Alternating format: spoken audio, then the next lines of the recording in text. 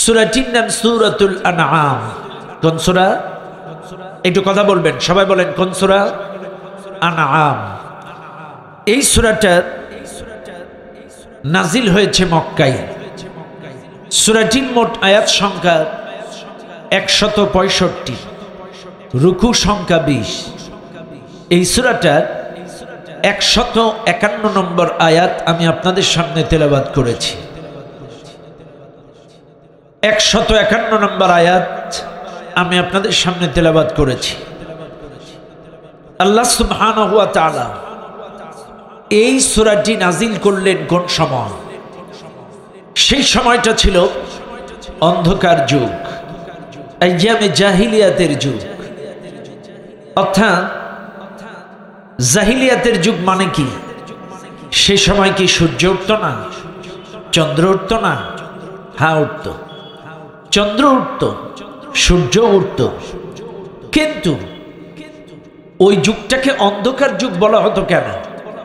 একটি কারণ ওই যুগটা ছিল জ্ঞানহীনতার যুগ, অজ্ঞতার যুগ, মূর্খতার যুগ। সেই যুগে যেই টাইমে এই সূরাটা নাজিল হয়েছে, ওই যুগের মানুষগুলো তাদের বাচ্চাগুলো দারিদ্র্যের ভয়ে হত্যা করত। চিন্তা করতো কি খাওয়ায়া মানুষ করব, আগের থেকে হত্যা করতো। 2টা 3টা 4টা বাচ্চা কেমনে মানুষ করত, হত্যা করে ফেলত। আশ্চর্য হয়ে যাবেন, আমাদের দেশেও অনেক নামাজি বেনামাজি, অনেক জ্ঞানী গুণী মানুষ এগুলো করে, পরিকল্পিতভাবে তাদের সন্তানগুলো হত্যা করে। ভাইরে, যেই সন্তানটাকে আপনি নষ্ট করলেন, হত্যা করলেন, হইতে পারত ও এই ইউনিয়নের চেয়ারম্যান, হইতে পারত খাদ্য মন্ত্রণালয়ের সচিব, হইতে পারত সাতক্ষীরার সবচাইতে বড় মসজিদের ইমাম, কিন্তু আপনি তাকে নষ্ট করলেন, হত্যা করলেন।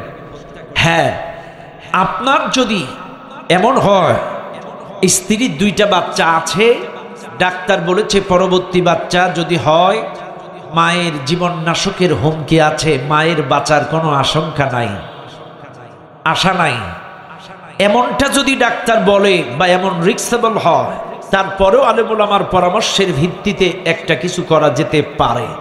অন্যথায় যদি স্বেচ্ছায় সজ্ঞানে আপনার বাচ্চাটাকে নষ্ট করেন, তাহলে কিয়ামতে হত্যার আসামি হিসেবে আসামির কাতারে কিয়ামতে দাঁড়ানো লাগবে। আল্লাহ বলছেন, নাহনু নারযুকুকুম ওয়া ইয়্যাহুম,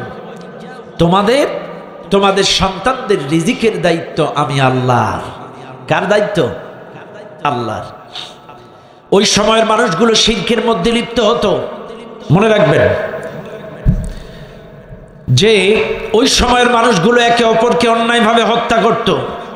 যেই সময়ে আয়াতটা নাজিল, এই সূরাটা নাজিল হয়েছে, ওই সময়ের মানুষগুলো অশ্লীল ব্যাপনার মধ্যে লিপ্ত হতো। আল্লাহ পাক এই সূরাটি একবারে তার নবীর কাছে নাজিল করে রাসূলুল্লাহকে বলে দিলেন, নবীজি তুমি এই আয়াতটা তোমার সাহাবাদেরকে ডেকে তেলাওয়াত করে শোনাও।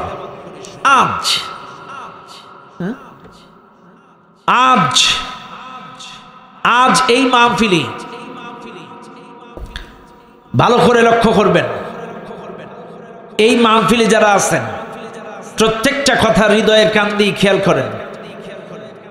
এই আয়াত আমি যেমন আজকের আলোচনা করছি একটু উচ্চ স্থানে, উচ্চ চেয়ারে বসে, আল্লাহ পাকের নবী যখন এই আয়াতটা তেলাওয়াত করে শোনাবেন, তিনি একটি উচ্চ পাথরের পরে দাঁড়ালেন। আল্লাহ পাক বললেন, কুল, বলো, তাআল, আসো, তাআল তাআল তাআল তাআল। চতুর্দিকে রাসূলুল্লাহ ইশারা করলেন, আসো আসো আসো। যতদূর নবীর আওয়াজ যায়, নবী 2 হাত দিয়ে ইশারা করলেন, আসো। দূর দূরান্তের সাহাবাগুলো রাসূলুল্লাহর চতুর্দিক থেকে দাঁড়ায় গেল। আবার নবীর কণ্ঠ সাহাবারাও প্রচার করলো।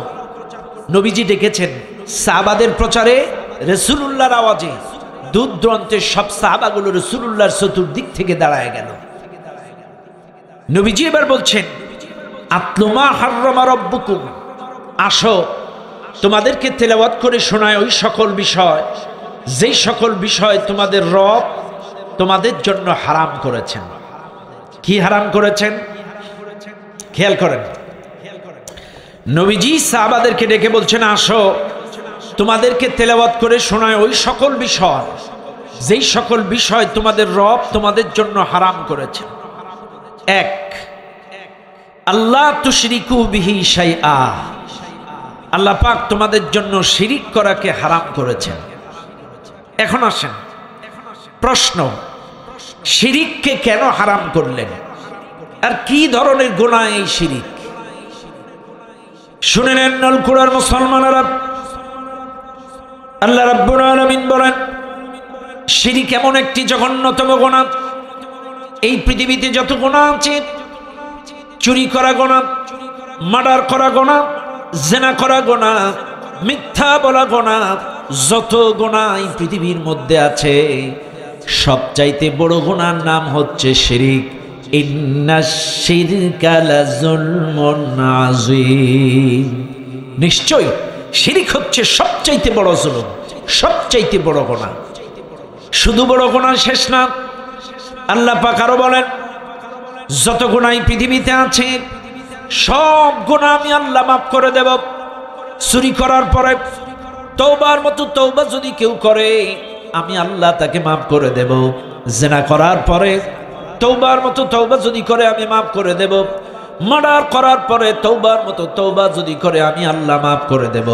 কিন্তু কোন বান্দা যদি আমি আল্লাহর সঙ্গে শিরিক করে, এই শিরকের গুনাহ আমি আল্লাহ কাউকে মাফ করব না। ইন্নাল্লাহা লা ইয়াগফিরু আন ইউশরাকা বিহি ওয়া ইয়াগফিরু মা দুনা যালিকা লিমান ইয়াশা।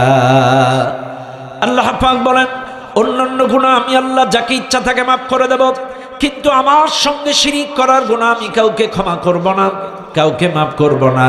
শুধু এখানেই শেষ নয়, শিরিক এত জঘন্যতম গুনাহ, এই দুনিয়ার কোনো মানুষ 50 বছর নামাজ পড়েছে, রোজা করেছে, হজ করেছে, যাকাত দিয়েছে, 50 বছর তাসবিহ তাহলিল ইবাদত বন্দেগী করেছে, 50 বছর নামাজ রোজা করার পরে অভাবে হোক আর স্বভাবে হোক বাই চান্স যদি চুরি করে ফেলে, চুরি করার কারণে তার জিন্দেগির পেছনে সমস্ত গুনাহগুলো, নেক আমলগুলো নষ্ট হয়ে যায় না?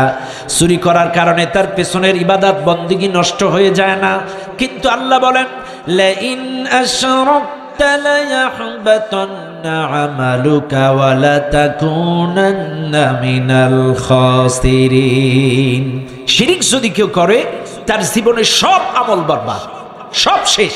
50 বছর নামাজ রোজা তাসবিহ তাহলিল করছেন, খেয়ে সব শেষ। 70 বছর নামাজ রোজা তাসবিহ তাহলিল করছেন, সব শেষ। শুধু শেষ না, মান ইউশরিক বিল্লাহ ফাকাদ হারামাল্লাহু আলাইহিল জান্নাহ ওয়া মাওয়াহুন নার। শিরিক যদি কেউ করে, তার জন্য জান্নাত হারাম, তার আবাসস্থল হবে জাহান্নাম। শিরিক করলে তার জন্য জান্নাত হারাম এবং তার আবাসস্থল হবে জাহান্নাম। শুধু এটাই নাই, আল্লাহর নবী বলেন, ইয়াতি আলান নাস জামানুন ইয়াজতামিউনা ফিল মাসাজিদ ওয়া লাইসা ফীহিম মুমিন। রাসূল বলেন, শেষ জামানার মানুষগুলো মসজিদে যাবে, জমা হবে, জিকির করবে, নামাজ পড়বে, কিন্তু ওয়া লাইসা ফীহিম মুমিন, এদের মধ্যে মুমিন খুঁজে পাওয়া যাবে না। মুমিন খুঁজে পাওয়া যাবে না? কি ধরনের কথা? ওয়ামা কানা ইউমিনু আকসারুহুম বিল্লাহি ইল্লা ওয়াহুম মুশরিকুন। এরা অধিকাংশ ঈমান আনার পরেও মুশরিক থাকবে। এবার বলবেন, হুজুর বুঝায় এখন, ঈমান আনার পরে আবার মানুষ মুশরিক হয় কেমনে? হ্যাঁ, ঈমান আনার পরেও মানুষ মুশরিক থাকবে এই কারণেই, কারণ এরা নামাজ পড়ে মসজিদে, জিকির করে মসজিদে, কোরআন পড়ে মসজিদে, তাহাজ্জুদ পড়ে মসজিদে, আর যখন বাচ্চা কাচ্চা, চাকরি বাকরি, ব্যবসা বাণিজ্য লস, তখন মোরগ ছাগল গরু নিয়ে বাবার দরবারে। এই যে সামনে ইলেকশন, দেখবেন কিছু কিছু মানুষ আছে বাবা শাহজালালের দরগা থেকে শুরু করে। এ কথা কন না কেন? কথা কন, ঠিক না বেঠিক? নির্বাচনের সময় বাবা শাহজালালের দরগা থেকে শুরু করে নির্বাচনী কার্যক্রম। আরে বাবা শাহজালাল কি চেয়ার নিয়ে বসে আছে নাকি? আশ্চর্য হয়ে যাবেন। তাইলে এরা নামাজ পড়ে মসজিদে, জিকির করে মসজিদে, কোরআন পড়ে মসজিদে, সব মসজিদে, আর কিছু দরকার হলে বাবার দরবারে। এজন্য কোরআন বলছে ওরা ঈমান আনার পরেও মুশরিক থাকবে। আমাদের এই যে লাপসা দরগার এখানে একটা কি মাই সম্পাদ দরগা, বেয়াদবি নিবেন না আমার, যদিও মসজিদ কমিটি বা এলাকাবাসী এর সাথে ইনভলভ নাই, তারা চায় না এখানে শিরিক হোক, কিন্তু আমাদের গ্রামের আঞ্চলিক পর্যায়ের প্রত্যন্ত অঞ্চলের এমন অনেকও সাধারণ মানুষ আছে এখনো পর্যন্ত ওই জায়গায় যে কি বলে শুক্রবারে এটা ওইটা ছাগল গরু পানি এটা ওইটা আবল তাবল শিরকের মধ্যে লিপ্ত। একটা গ্রুপ চাইছিল আমাদের সাথে লাফসা কি বলে থানাগাটা দরগাতেও শিরকের কারখানা করবে, কিন্তু আল্লাহর ইচ্ছায় কারখানাটা বাস্তবায়ন করতে পারিনি। হ্যাঁ, বুঝে নাই?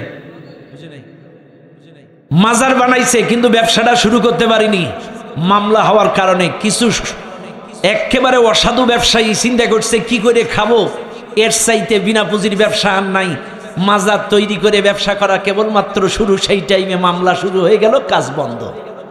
সবচাইতে বড় শিরিক, যে শিরিক করলে আপনার গুনাহ মাফ হবে না, যে শিরিক করলে আপনার জান্নাত হারাম, যে গুনাহ করলে আপনার জীবনের সব আমল নষ্ট, আর আজকে আপনি সেই শিরকের সাথে লিপ্ত হন।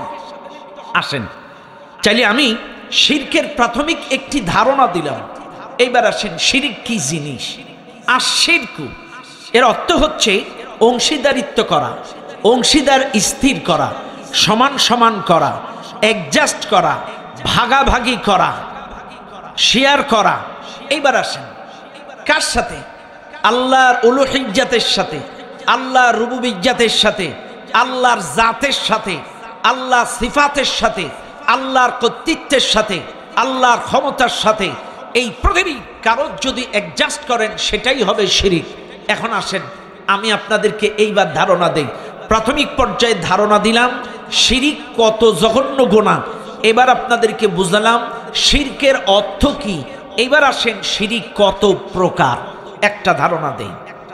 মনে রাখবেন এই মাহফিলে যারা আছেন, প্রাথমিক পর্যায়ে শিরিক হচ্ছে দুই প্রকার, একটা হচ্ছে শিরকে আকবার, একটা হচ্ছে শিরকে আসগর। একটা বড় শিরিক, একটা ছোট শিরিক। এবার বলবেন হুজুর বুঝান ছোট কোনটা বড় কোনটা। এবার আসেন বড় শিরিক।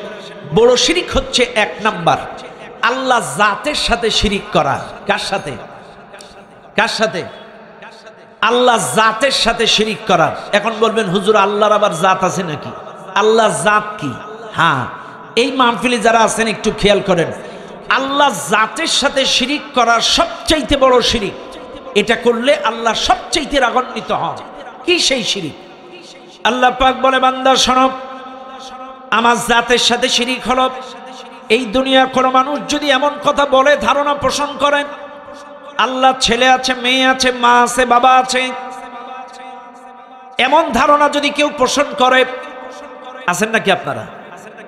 এমন কথা বলেন আল্লাহ ছেলে আছে, মেয়ে আছে, মা আছে, বাবা আছে, এ কথা আমরা কেউ বলি না। তবে হ্যাঁ বলে ওয়াকালাতিল ইয়াহুদু উযাইরুন ইবনুল্লাহ, ইহুদিরা বলে উযাইর আলাইহিস সালাম আল্লাহর সন্তান। নাউযুবিল্লাহ। ওয়াকালাতিন নাসারাল মাসীহ ইবনুল্লাহ, খ্রিস্টিয়ানরা বলে ঈসা আলাইহিস সালাম আল্লাহর সন্তান। হিন্দু বৌদ্ধ অন্যান্য ধর্মাবলম্বীরা বলে আল্লাহ ছাড়াও একাধিক ইলাহ আছে, গাছে প্রভু, মাছে প্রভু, গরুতে প্রভু, পাথরে প্রভু, একাধিক ইলাহ আছে। কিন্তু আল্লাহ বলছে দেখো এটা আমার জাতের সাথে শিরিক। যারা বলে একাধিক ইলাহ আছে, একাধিক প্রভু আছে, আমার ছেলে আছে, মেয়ে আছে, এটা আমার জাতের সাথে শিরিক। সবচেয়ে আল্লাহ বেশি রাগান্বিত হন। শোনেন একটা ছোট্ট কথা বলি, আল্লাহ ছাড়াও যদি একাধিক আল্লাহ থাকতো, সামান্য আমাদের দেশে বিভিন্ন দলের পদ পদবি উপজেলা জেলা কমিটি গঠন হয়, একই মানের দুই নেতা যদি উপজেলায় জেলায় থাকে, দেখবেন দুই গ্রুপে মারামারি করে 5 জন নিহত, 20 জন হসপিটালে। কথা কানা? তো আল্লাহ যদি একাধিক থাকতো তাহলে কেউ বলতো সূর্য পশ্চিম দিক থেকে উঠবে, কেউ বলতো পূর্ব দিক থেকে উঠবে, নে দুই আল্লাহ গুতাগুতি। কথা কানা? বুঝেন আপনারা? যদি আমি ছাড়াও একাধিক ইলাহ থাকতো তাইলে মারামারি লেগে যেত, ধ্বংসস্তূপে পরিণত হয়ে যেত। আল্লাহ পাক বলেন লাউ কানা ফীহিমা আলিহাতুন ইল্লাল্লাহু লাফাসাদাতা ফাসুবহানাল্লাহি রাব্বিল আরশি আম্মা ইয়াসিফুন। আল্লাহ পাক বলছেন আমি ছাড়াও যদি একাধিক ইলাহ থাকতো সব ধ্বংসস্তূপে পরিণত হয়ে যেত। কাজী ওরা যে কালিমা দেয়, ছেলে আছে মেয়ে আছে এটা সেইটা একাধিক, এটা আমাকে কালিমা দেয় মাত্র, ওদের কালিমা থেকে আমি আল্লাহ পুত পবিত্র। চিৎকার মেরে বলেন সুবহানাল্লাহ। এই পৃথিবীতে ইহুদি বলেন, খ্রিস্টান বলেন, হিন্দু বলেন, বৌদ্ধ বলেন, যত ধর্ম আছে প্রত্যেকটা ধর্মের ধর্মগুরু, ধর্ম ঠাকুর, তাদের যত ভগবান যা কিছু আছে, যত ধর্ম আছে, তাদের রব, তাদের প্রভু, তাদের ঠাকুরদের বাপ দাদা নাম ঠিকানা বায়োডাটা এই ধর্মের নিজেদের লোকের দেওয়া। প্রত্যেকটা ধর্মের মানুষ তাদের ধর্মগুরুদের বায়োডাটা তারা নিজেরা দিয়েছে, কিন্তু একমাত্র মালিক, যে মালিক তার নিজের বায়োডাটা নিজেই দিয়েছে। কুল হুয়াল্লাহু আহাদ আল্লাহুস সামাদ লাম ইয়ালিদ ওয়া লাম ইউলাদ ওয়া লাম ইয়াকুল লাহু কুফুয়ান আহাদ। বলেন আল্লাহু আকবার। এই নাম সেই নাম যার যার ধর্মের লোক তার ঠাকুরের নামে দিছে, নিজেরা বানায় দিছে, এর নাম এটা ওর নাম ওইটা, কিন্তু আমার মালিক নিজেই বলছে কুল হুয়াল্লাহু আহাদ, আমি এক। আল্লাহ কয়জন? সবাই বলেন আরো জোরে। জোর হলো না? আরো জোরে। আজি 16টা বছর ভোট টোট না দিয়ে মিছিলও মনে নেই। কথা ঠিক না? ভোট টোট দিতে না পেরে মানুষের মিছিলও এখন আর মনে নেই। হ্যাঁ, আল্লাহ কয়জন? সবাই বলেন একজন। আল্লাহ পাক বলেন আমাকে কেউ জন্ম দেয়নি, আমিও কাউকে জন্ম দেইনি। লাম ইয়ালিদ ওয়া লাম ইউলাদ, একদম ক্লিয়ার। আমাকে কেউ জন্ম দেয়নি, আমিও কাউকে জন্ম, কথা শেষ। ওয়া লাম ইয়াকুল লাহু কুফুয়ান আহাদ, আমি আল্লাহ কারোর মুখাপেক্ষী না। চাইলে আল্লাহ কিন্তু তার বিষয়টা ক্লিয়ার করে দিলেন। চাইলে এখান থেকে বোঝা গেল আল্লাহর কোনো ছেলে নাই, মেয়ে নাই, মা নাই, বাবা নাই, একাধিক ইলাহ আল্লাহ ছাড়া আর কেউ নাই। চাইলে আল্লাহ এক, এটা বিশ্বাস করতে হবে। কেউ যদি বলে এটা ওটা সেটা, এটা আল্লাহ জাতের সাথে শিরিক। আপাতত ক্লিয়ার? এই চ্যাপ্টারটা বাদ। এইবার আসেন দ্বিতীয় চ্যাপ্টার। 2 নাম্বার, আল্লাহর রুবুবিয়্যাতের সাথে শিরিক। রুবুবিয়্যাত কোনটা? শুনে নেন দুনিয়ার মানুষ, রুবুবিয়্যাতটা হলো আল্লাহর কর্তৃত্ব আর ক্ষমতার সাথে শিরিক। আল্লাহর কর্তৃত্ব আর ক্ষমতা কি ভালো করে বুঝবেন। আল্লাহর কর্তৃত্ব আর ক্ষমতার সাথে অংশীদার করা শিরিক করা। এখন বলেন তো, এই জমিন দেওয়ার মালিককে, আসমান দেওয়ার মালিককে, রিজিক দেওয়ার মালিককে, রোগমুক্ত করার মালিককে, ক্ষমতা দেওয়ার মালিককে, সন্তান দেওয়ার মালিককে, ছেলে দেওয়ার মালিককে, মেয়ে দেওয়ার মালিককে, আবার না দেওয়ার মালিককে। ক্লিয়ার? ব্যাস, এগুলো হচ্ছে আল্লাহর কর্তৃত্ব আর ক্ষমতা। আল্লাহর কর্তৃত্ব আর ক্ষমতা। কাজী এই জমিন, রিজিক, সন্তান, রোগ ভালো করা, রিজিক দেওয়া, ক্ষমতা দেওয়া, জমিন বানানো, আসমান বানানো, এমন যদি কেউ আল্লাহর সাথে এই দুনিয়ার কাউকে এ কয়টার সাথে সমান সমান করে, এইটা আল্লাহর রুবুবিয়্যাতের সাথে, অর্থাৎ আল্লাহর কর্তৃত্ব আর ক্ষমতার সাথে শিরিক। এইবার মিলান। 1 নাম্বার, জমিন দেওয়ার মালিককে। আরো আসতে কন, আরো আসতে কন। বিশ্বাস হয় আপনাদের?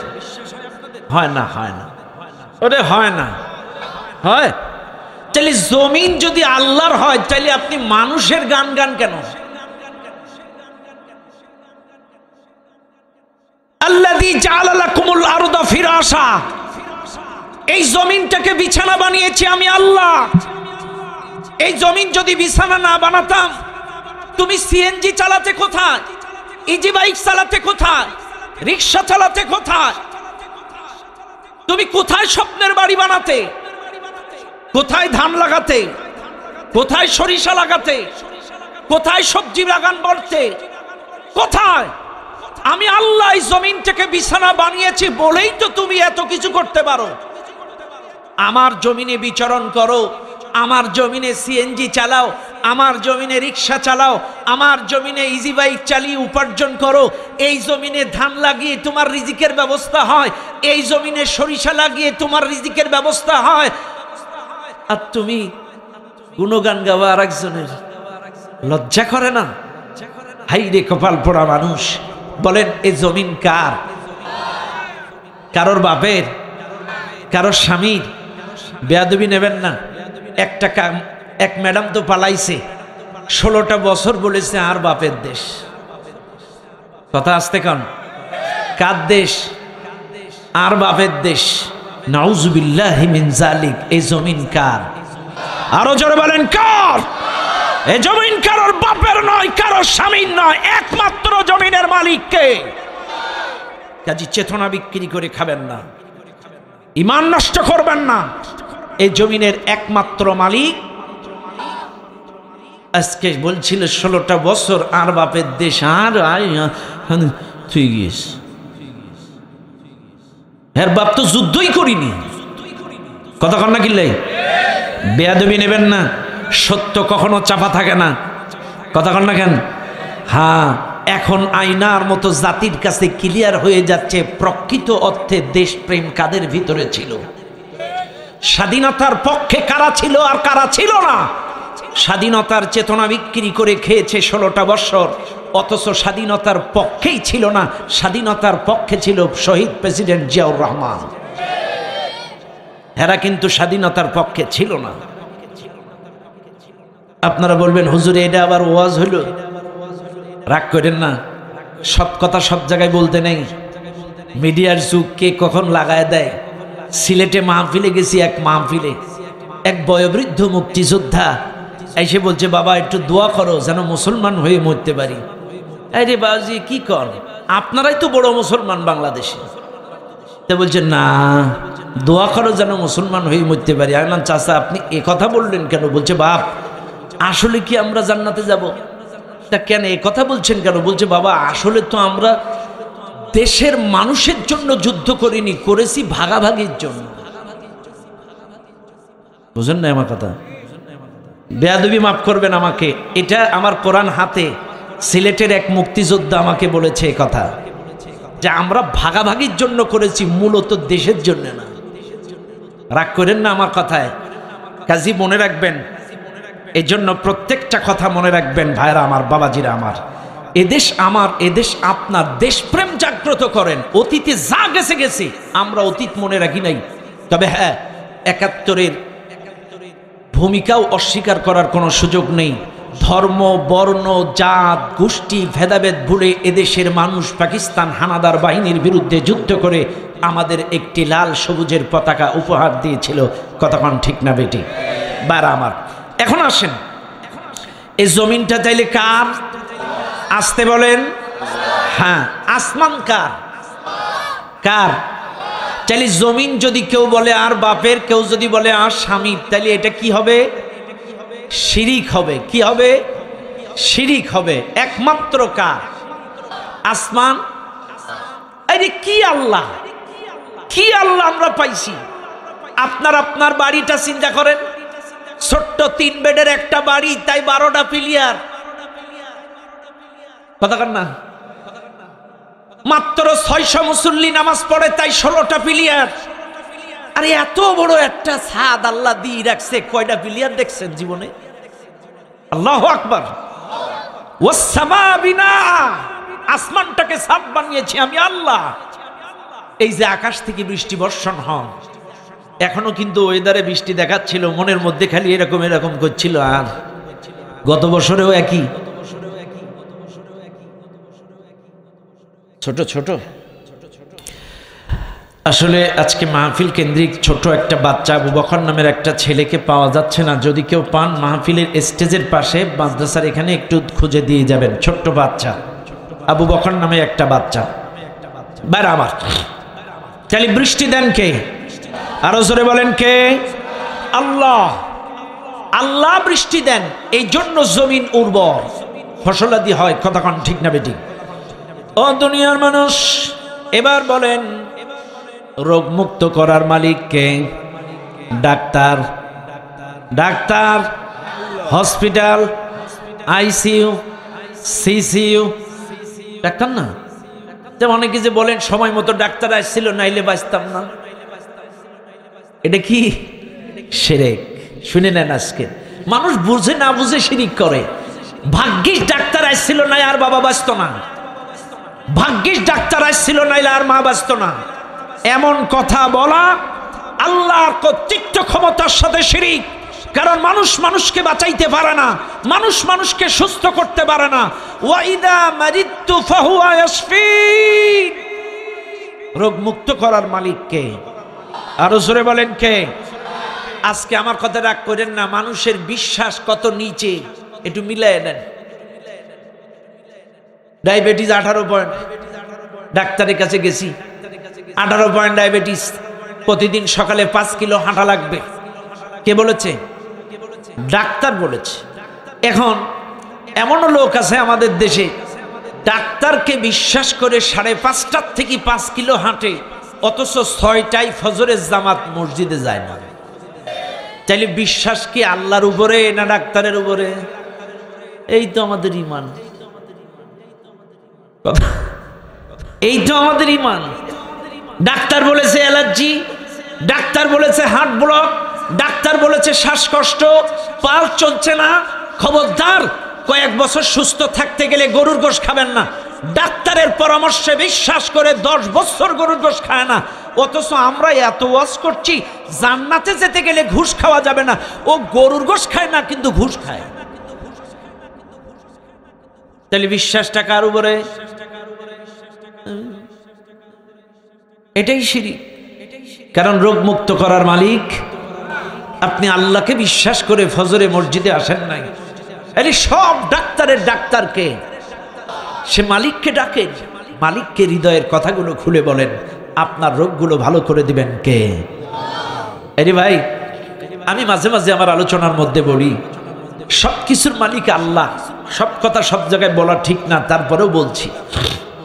একবার চুয়াডাঙ্গা আন্দুলবাড়িয়া, চুয়াডাঙ্গা জীবননগর থানা আন্দুলবাড়িয়া ইউনিয়ন, এক ব্যক্তি আমার কাছে টেলিফোন দিছে। আমি তখন ঢাকায় থাকি। হুজুর, ডাক্তার আমারে বলছে ক্যান্সার হয়েছে, আর বেশি দিন বাঁচব না। তো হুজুর, আমার বড় শখ, মরার আগে একটু সাইদি সাহেবকে সামনাসামনি দেখে মরতে চাই। ওনার ইচ্ছা আর কি। আমি আসলে কাহিনী বলার মূল উদ্দেশ্য না, রোগ মুক্ত করার মালিক আল্লাহ, এটা বোঝানোর জন্য বলতেছি।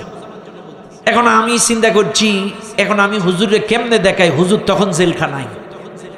এখন আমি একটা চান্সে ছিলাম, যেদিন হুজুরের হাজিরা থাকবে, হাজিরার দিন এর কোর্ট থেকে যে কোনো কায়দায় দেখাই দেবো। বেচারা অসুস্থ ক্যান্সারের রুগী, কোনো কায়দায় বেড়ে বলে মিলাইতে পারি না।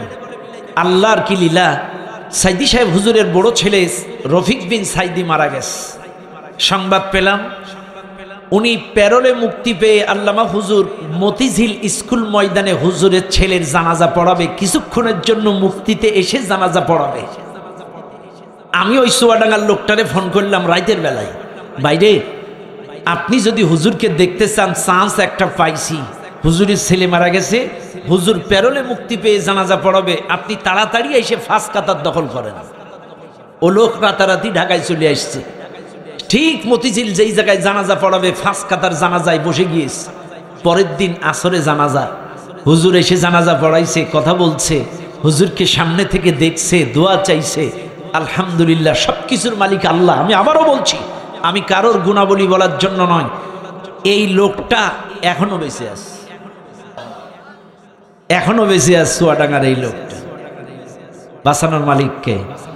অথচ ডাক্তার সময় দিছিল কয় মাস? 6 মাস। বাঁচানোর মালিক আল্লাহ। তাহলে রোগ মুক্ত করার মালিককে, এটা বিশ্বাস আছে আপনাদের? আছে আছে আছে। এরপরে আসেন ক্ষমতা দেওয়ার মালিককে। আরো জোরে। ইন্ডিয়া, আমেরিকা, ইসরায়েল, কেটা কইছে? মামুরাই। জনগণ, এই যে সামনে ইলেকশন, এমন অনেক নেতা এখন বার হইছে, সকল ক্ষমতার উৎস জনগণ। নাউজুবিল্লাহ বলবেন না? সকল ক্ষমতার মালিককে জনগণ। জনগণ সকল ক্ষমতার মালিক কুলিল্লাহুম্মা মালিকাল মুলক তুতিল মুলকা মান তাশা ওয়া তানজিউল মুলকা মিম্মান তাশা। সমস্ত ক্ষমতার মালিক আমি আল্লাহ, যাকে ইচ্ছা তাকে ক্ষমতা দেই, যাকে ইচ্ছা ক্ষমতার থেকে। চাইলে ক্ষমতার মালিক আমেরিকা, ইন্ডিয়া, কারা? শোনেন, বেয়াদবি মাফ করবেন, ক্ষমতার মালিক আল্লাহ। যে আল্লাহ আমাদের ম্যাডামকে 16টা বছর ক্ষমতা দিছিল, এ ম্যাডাম যদি মোদিকে না ডেকে আল্লাহকে ডাকতো আরো কিছুদিন ক্ষমতা পাইতো। তবে ডাকছে কার? রাগ করেন না আপনারা, এটা আমার বক্তব্য না।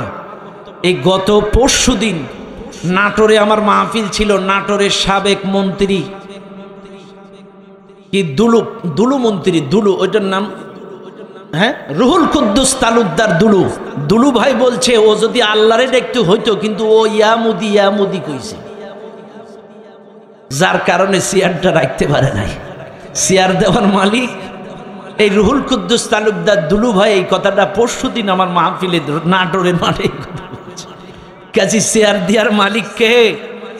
আরো জোরে আল্লাহ। কারণ মানুষ মানুষকে চেয়ার দিতে পারে না। আজকে আপনারা সিরিয়ার দিকে তাকান। সিরিয়ার স্বৈরা শাসক বাশার আল আসাদ 24 বছর স্বৈরা শাসক চালালো, এরপরে অভ্যুত্থানের মুখে পড়ে পালাতে হলো। যদি আমেরিকায় চেয়ারের মালিক হবে, তাইলে বাশার আল আসাদের চেয়ারটা ঠেকাইতে পারেনি কেন? কতক্ষণ না গেলে চেয়ারের মালিক যদি আমেরিকা হবে, আফগানিস্তানের স্বৈরা শাসক আশরাফ আল গনি 20 বছর স্বৈরা শাসন চালানোর পরে পালিয়ে গিয়েছিল। তালেবানদের অভ্যুত্থানের মুখে পড়ে আশরাফ আল গনি পালিয়ে গিয়েছিল। কেন আমেরিকা ঠেকাইতে পারিনি? আশরাফ আল গনিও ছিল আমেরিকার কাঠের পুতুল, আবার বাশার আল আসাদও ছিল আমেরিকার কাঠের পুতুল। তারা কিন্তু চেয়ারটা বাজাইতে পারে নাই। 16 বছর আমাদের ম্যাডাম থাকার পরেও যদি মামুরাই চেয়ারের মালিক হবে, ঠেকাইতে পারল না কেন? 41 সাল পর্যন্ত কইছিল এই চেয়ারে 41 সালের মধ্যে কেউ নাড়াইতে পারবে না। আরে আল্লাহর মায়ের কথা কন না কেন? দুনিয়ার বাইর কথা কন, ঠিক না বেটি? বেয়াদবি মাফ করবেন না। মনের কষ্টে কথাগুলো বলি, মনের কষ্টে কথাগুলো বলি। ভুলিনি নির্যাতন জুলুমের কথা। আগরদাড়িতে জানাজা পড়তে গেছি, জানাজা থেকে আসার পথে গ্রেফতার। অপরাধ একটাই, জানাজা পড়তে গেছিস কেন? অপরাধ একটাই। নাটোরের মাহফিলে বক্তব্য দিয়েছিলাম, অপরাধ করে কারা আর মরে কারা। এই অপরাধে আমাকে রক্তাক্ত করে জেলখানায় বন্দী করেছিল। অপরাধ একটাই। ভাইরে, ফেরাউন তো কাউকে পুড়িয়ে মারিনি, আবু জেহেলও কিন্তু কাউকে পুড়িয়ে মারিনি। ইতিহাস দেখেন, আবু জেহেল আমার নবীকে গালি দিয়েছে, গণক ঠাকুর বলেছে, পাগলা বলেছে। শিয়াবে আবি তালিবের পাহাড়িয়া জেলখানায় 3 বছর বন্দী করেছে। আমার নবীকে আবার 3 বছর পর ছেড়েও দিয়েছে। কিন্তু এরা আমাদের কোরআনের পাখিকে 13 বছর বন্দী করে পরিকল্পিতভাবে হত্যা করেছে। আবু জেহেল কাউকে পুড়িয়ে মারিনি, তাকান। কিন্তু এরা আমাদের বাচ্চাগুলোকে গুলি করে পুলিশ ভ্যানে তুলে পুড়ায়ে আগুন দিয়ে মেরেছে। এরা আবু জেহেলকেও হার মানিয়েছে। আল্লাহর গজব এমনি এমনি আসেনি। কথা কন, ঠিক না বেটি? তাকান বাংলাদেশের দিকে। মুফতি হারুন ইসাদ, আল্লামা মামুনুল হক, জুনায়েদ বাবুনগরী, আল্লামা সাইদি, রফিকুল ইসলাম মাদানী, আমির হামজা, মুহাদ্দিস আব্দুল খালেক, এরকম অসংখ্য আলেম দিনের পর দিন জেলখানায় রাত কাটিয়েছে। অসংখ্য ইসলামী আন্দোলনের ভাইরা। এই যে দুলু ভাই যখন বক্তব্য দিচ্ছিল নাটোরে, বিএমপির যে রুহুল কুদ্দুস তালুকদার দুলু ভাই বলছে আন নামে 148টা মামলা। কটা? 148টা মামলা। ভাই রে, আল্লাহর গজব এমনে এমনে আসে নাই। কথা কন, ঠিক না বেটি? কাজী ক্ষমতা চিরস্থায়ী নয়।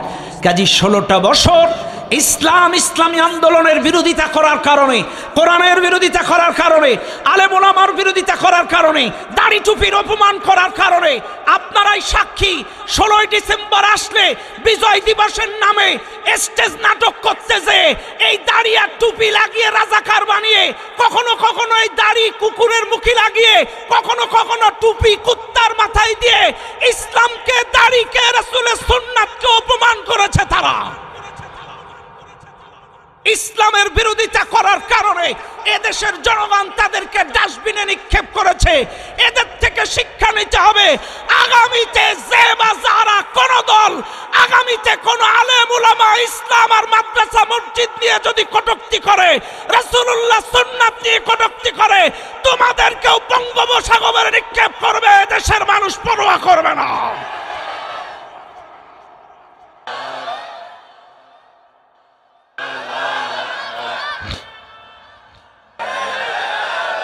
কথা বলেন ঠিক না বেঠিক? কাজী বলবো ইসলামের বিরোধিতা করবেন না, মাদ্রাসার বিরোধিতা করবেন না। এরা বলতো মাদ্রাসায় জঙ্গি ট্রেনিং হয়, মাদ্রাসায় কোরআন পড়ানো হয় না। জঙ্গি নাটক, দুটো নাটকের উপরে টিকেছিল, একটা জঙ্গি একটা রাজাকার। কথা কানা জঙ্গি নাটক 16টা বছর। এখন বলেন ক্ষমতা কই? মানুষকে বেইজ্জতি আল্লাহ করে, কিন্তু এমন ভাবে গোটা পৃথিবীর কাছে লজ্জিত, লাঞ্ছিত। তাকায় দেখেন পেপার পত্রিকায় গোটা পৃথিবী আয়নাঘর দেখতেছে, গোটা পৃথিবী আয়নাঘরের নির্যাতনের ফুটেজ দেখতেছে, গোটা পৃথিবী তার পরিবারের সদস্যদের দুর্নীতির বাস্তব চিত্র মিডিয়ার মাধ্যমে দেখছে। তাদের গোটা পরিবারের সদস্যরাও এখন গোটা পৃথিবীতে চেহারা দেখাইতে পারছে। আল্লাহ অপমান করে। ওয়াতুইজ্জু মান তাশা ওয়াতুযিল্লু মান তাশা। ইজ্জত দেওয়ার মালিক কে? আরো জোরে কোন কে? আল্লাহ আছে না নাই? আছে না নাই? আছে। তাহলে ক্ষমতা দেওয়ার মালিক জনগণ। হ্যাঁ, কে? আচ্ছা আমি ধরে নিলাম, কিছুক্ষণের জন্য ধরলাম ক্ষমতার মালিক জনগণ, আমি ধরে নিলাম। আচ্ছা আমি ধরলাম আর কি, ধরলাম ক্ষমতার মালিক জনগণ। তা জনগণই যদি ক্ষমতার মালিক হবে, 16 বছর তো ভোটই হয়নি, তাহলে ওরা ছিল কি করে? তাহলে এটাই বিশ্বাস করতে হবে, ক্ষমতার মালিক জনগণ। এটা বিশ্বাস করা শিরিক, শিরিক, শিরিক। বিশ্বাস করা যাবে না। ক্ষমতার মালিক কে? আরো জোরে বলেন কে? হ্যাঁ, বাস মনে রাখবেন, মনে থাকবেন ইনশাল্লাহ। হ্যাঁ, ও দুনিয়ার মানুষ, এরপরে বলেন সন্তান দেওয়ার মালিক কে? হ্যাঁ, ডাক্তার, পীর বাবা, বটতলার পানি, লাল সুতো, মাই সম্পাদ দরগারের পানি না? আচ্ছা মেয়ে দেওয়ার মালিক কে? ছেলে দেওয়ার মালিক কে? অনেকে বলে বউ যদি 2-3টা মেয়ে হয় এটা বউর হাত। 1টা 2টো 3টে মেয়ে। আবারও ছেলের আশায় প্রেগনেন্ট, স্বামী হুমকি দিল, এবার যদি মেয়ে হয় 2 তালাক, তোর মা তালাক, তোর 14 গোষ্ঠী তালাক। হুমকি দেন। অথচ আল্লাহ বলে ইয়াহাবুলি মাইয়াশাউ ইনাসা, আমি আল্লাহ যাকে ইচ্ছা তাকে মেয়ে দেই। সুবহানাল্লাহ। আরো জোরে কোন, আরো জোরে কোন। আমি আল্লাহ যাকে ইচ্ছা তাকে মেয়ে দেই। ওয়া ইয়াহাবু লিমান ইয়াশাউদ দুকুর, আমি আল্লাহ যাকে ইচ্ছা তাকে ছেলে দেই। সুবহানাল্লাহ। ছেলে দেওয়ার মালিক কে? মেয়ে দেওয়ার মালিক মানুষ। কারোর হাত আছে? নাই। আর কথা বলি, আর কথাই বলি, আর তারা গ্রামের মানুষ আর গ্রামের লোক। শোনেন, আমার যখন বড় ছেলে হলো, এরপরে 9 বছর পরে মাঝখানে আমার মা মারা গেল। আমি খুব কাঁদতাম, আল্লাহ তুমি একটা মেয়ে দাও, যেন বাড়ি যে মা ডাকটা ডাকতে পারি, একটা মেয়ে দাও। এত ডাকতাম, আর বউ খালি আরে বলে তুমি খারাপ লোক। আল্লাহ খারাপ লোকের মেয়ে দেয় না। আরে কি রে খারাপ? আমি আল্লাহর কাছে খালি কান্দি, আল্লাহ তুমি কি মা ডাকতে দিবা না? তখন আল্লাহর কি মায়ের পরপর 2 মেয়ে। সুবহানাল্লাহ। আমি এখন কই এইবার বলো আয় কি লোক? আসলে সন্তান, মেয়ে সন্তান হচ্ছে ভাগ্যবানের হয়। কতক্ষণ না কেন রাগ করবেন না আপনারা, ভালো করে বুঝবেন। যার ঘরে মেয়ে আছে, ছেলে আছে, মেয়েরা খোঁজে বাবার বুক আর ছেলেরা খোঁজে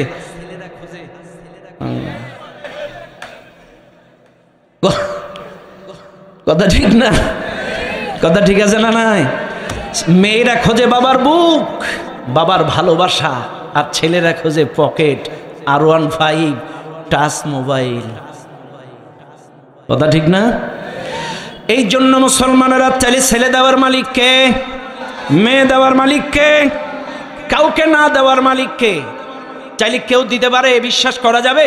এ বিশ্বাস করা শিরক। মনে থাকবে আপনাদের।